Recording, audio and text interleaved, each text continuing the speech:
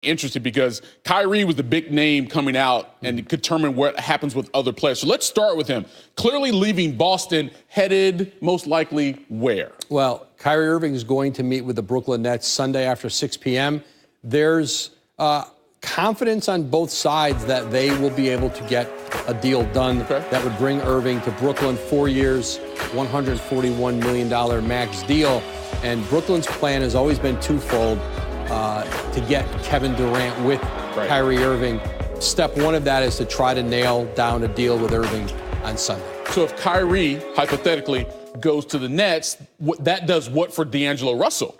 Well, one of two options for he and the Nets together. Okay. They can renounce him, allow him to become an unrestricted free agent. He's restricted now. They can match any offer sheet. Or if there's a sign-and trade that makes sense for the Nets where there's something they'd like to get back from the team and they could help Russell get to a team he'd like to go to that perhaps doesn't have cap space, like a Minnesota hypothetically, they can do that. But the Lakers reached out to D'Angelo's agents today.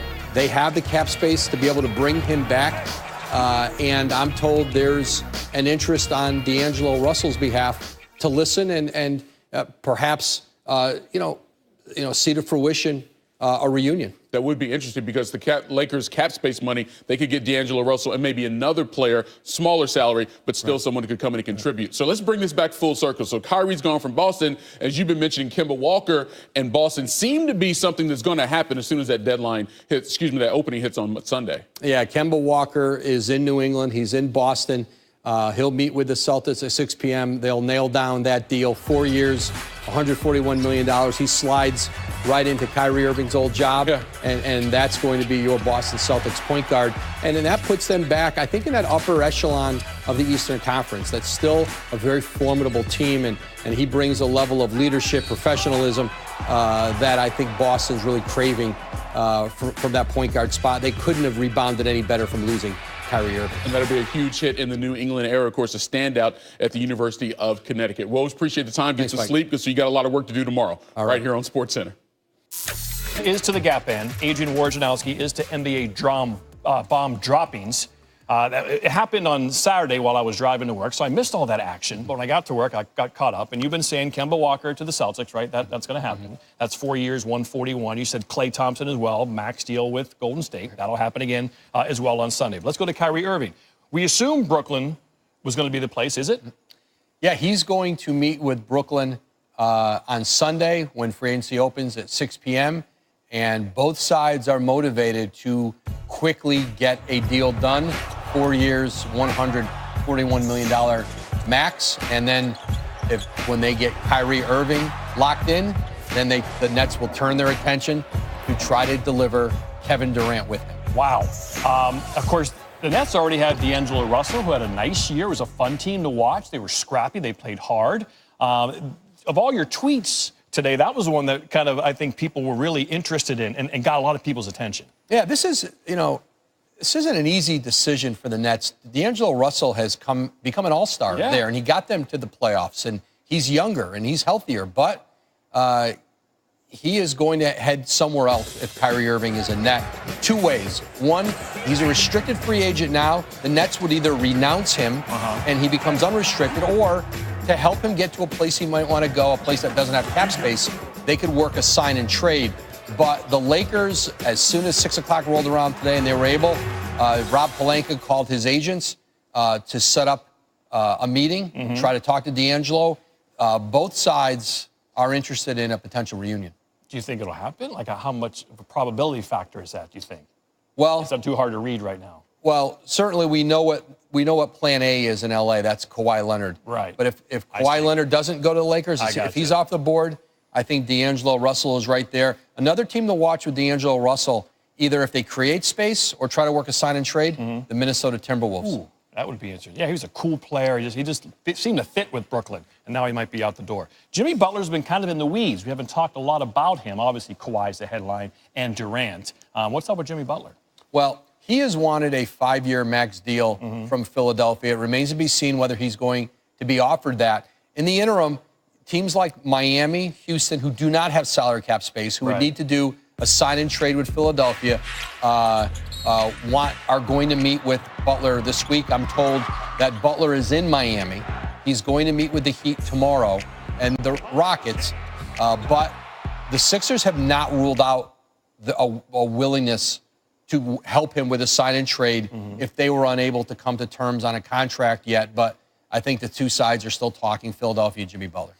All right, so Kawhi is obviously the hardest guy to read in the league, poker face and all. It seems like Toronto's getting more unlikely by the day. Maybe not, we'll see. And Kevin Durant also, you've thrown a few things out there with Durant. Could Kawhi and KD now team up? Well, Ramona Shelburne and I reported earlier today that they've been talking. And they've been talking over recent weeks, days. There are a couple scenarios where their interests overlap. The Clippers, potentially the Knicks. Now, the Knicks really haven't been a player for Kawhi Leonard, but certainly the Clippers are. There are a lot of scenarios in play for both of those guys. It is probably still more unlikely than likely, but the fact remains, two of probably the best 3 or 4 players in the world have discussed the possibility of playing together. Wow. But I'm not sure right now that there's any traction on a particular team that they're ready to line up to play for, but the conversation's been ongoing. So are players like with their agents all through the night? Do they get together, then not get together? Like what's going to tonight be like? Are they going to be up late tonight waiting for tomorrow 6 p.m. or get up early tomorrow?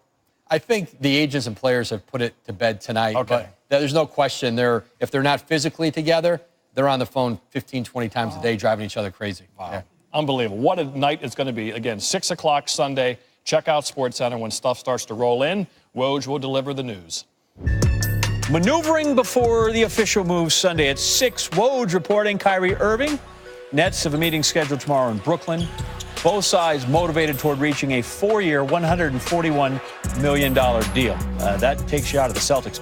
Once he commits to Brooklyn, that's expected to renounce the rights to All-Star D'Angelo Russell, according to Woj. He then would be an unrestricted free agent, expected to talk to the Lakers about returning to L.A. Where's Swaggy P involved?